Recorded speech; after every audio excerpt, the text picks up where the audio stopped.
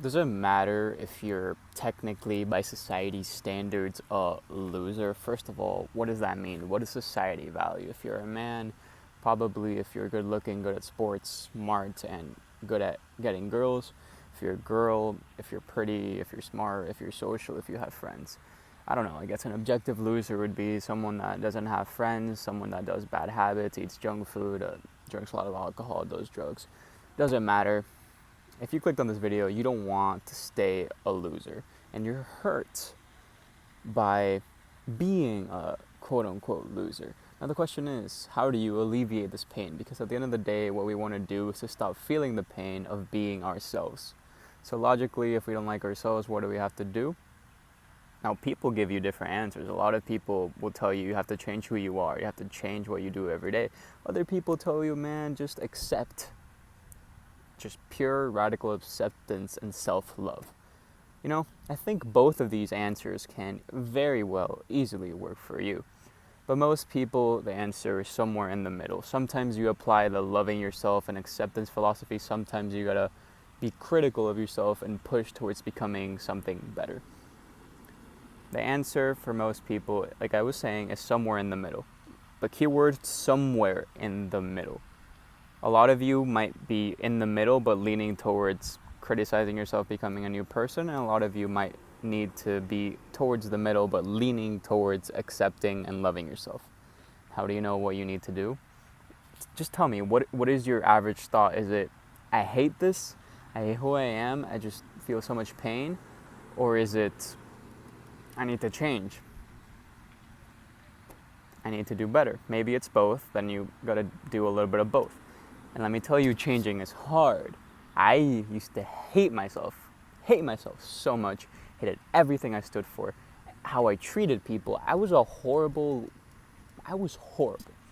And I also was feeling pain because I was eating so much junk food, staying in bed all day. There's just a lot of things.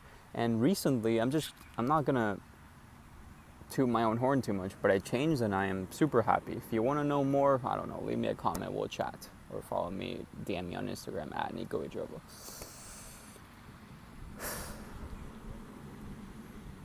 How do you change, bro? If you clicked on this video, you think of yourself as a loser, but why does it matter if you... Why attach this identity onto yourself? It doesn't matter. You have to stop thinking it. If you constantly think of yourself as a loser, you're gonna take actions that a loser takes. And I'm also gonna alleviate your pain a little bit by saying, all these people who you think aren't losers, all these popular kids or people with friends or people that are good at sports or people that have good genetics, it's almost like it's almost like they don't deserve it any more than you do. It's almost like, because listen to this, literally every single person is the way that they are and has the things that they do because of two factors. Number one, the accumulation of everything that's happened in their life. And number two, their genetics. And if you're resentful or angry that certain people have better genetics, it's so freaking brutal. I'm not gonna lie to you. It can be freaking brutal. And a lot of people will tell you to cope about unfairness. And it's hard to cope because everyone's telling you that it's all inside your head and you just want to prove them right and you want to prove your own victimhood. I accept your victimhood. We're all victims because at the end of the day, like I said, we're all just the accumulation of everything that's happened in our life plus our genetics. But if you're in that mental state, then you 100% need to accept. Radical acceptance. Let go. Let go of attachment, let go of desire, let go of how unfair the world is. While I think everyone is a victim of plenty of things, I don't like to think of the world in terms of perpetrators and faults and victims and why am I this way. We just have to radically accept and look forward, or at least look present.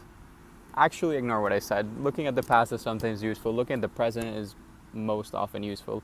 Having goals for the future is useful. I'm tired of people with absolute certain convictions that you should only be present or that you should always look forward or that you should analyze your path. There's just so many things you need to do, man. most of you do need to be kinder to yourself. And again, be kinder to yourself because, of course, you are the way that you are. Everything that's happened in your life plus your genetics have morphed you into the type of person you are now. So now, if you are a loser, if you want to change, tell yourself this one thing 24/7, and you'll go on to level up and be happier and become a new person. And what is that? To change, you need to do certain action steps. If you're fat, ugly, you're probably going to need to do some skincare and go to the gym. I'm oversimplifying a lot of things, but the one thing I want you to always tell yourself is, what's the tiniest baby step I can do right now? And when I say, when you feel the resistance of not wanting to take action, when you want to eat the junk food, and when you want to not wash your skin because you got a lot of acne. Look, I have some acne right now. Not too much. I used to be way worse. So what's the tiniest baby action step I can do right now? If you are about to devour a huge bowl of mac and cheese and tenders, maybe I'll get hate for this, but get out a big spoonful of the mac and cheese and a little tender and throw it in the trash. Now, instead of eating 2,000 calories, you're going to eat 1,950 calories. This little baby step is the seed that you need planted in order to eventually, potentially become the person you want to be. When you are so down bad, and these are the things you need to do. Now, don't hold yourself back by thinking you can do better. Oh, I'm just not going to eat this meal at all. Instead of eating this huge bowl of mac and cheese and chicken, I'm going to eat a salad. You'll feel good for a month. You'll feel good for a week, a day. For a week, a day, I don't know how long you'll be able to keep this up. Maybe you'll lose 50 pounds and you think I was wrong, and you're going to think, Nico was wrong. I definitely was able to eat the salad. I guarantee you there's like an 89% chance that 2 years down the line you're going to get it all back. It's because you didn't do it sustainably. It's so hard to do sustainable things because we all want results fast. We won't get it. Most of us won't get it. If you want to increase the chances of you being able to change, and by the way, I always say increase the chances because nothing is certain. I can't have conviction in anything. That would be pride, and it would be egotistical of me to assume I know everything. But this is what you gotta do.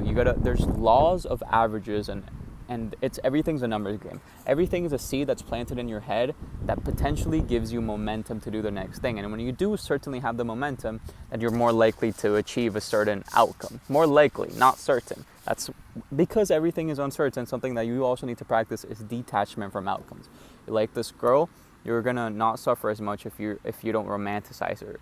If you ask her out and then she rejects you, it's gonna hurt more than if you just detach from outcomes. So detaching from outcomes is just focusing on inputs. With focusing on the input, when you like a girl, you go up to her, have a conversation, maybe even go all the way up to ask her out if you level up yourself enough to have the courage to ask her out. Just that. You're not even thinking about her saying yes or no. And it's everything I'm saying is easier said than done, but just remember to keep asking yourself, what's the tiniest baby action step I can do right now? All right, God bless you. If you believe in love, and you already believe in God, man, because God is love.